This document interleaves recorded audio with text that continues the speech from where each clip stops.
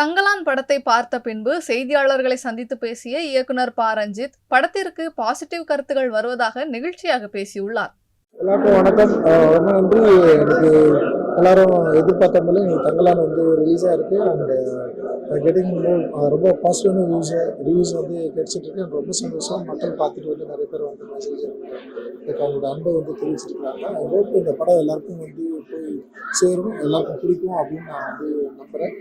அது என்னோட ரைட்டிங் தான் டிசைட் பண்ணும். ஆக்சுவலி நம்ம நெக்ஸ்ட் என்ன பண்ண போகிறேன்றது என்னுடைய என்ன சொல்கிறது வித்தியாசமாக பண்ணணும்னு நான் யோசிக்கிறதே இல்லை. எனக்கு வேணுன்றத நான் சொல்லணுன்றத ஒரு உண்மையாக உழைச்சி சொல்லணும் அப்படின்னு நான் ட்ரை பண்ணுறேன். அது அப்படிதான் நடக்கும்.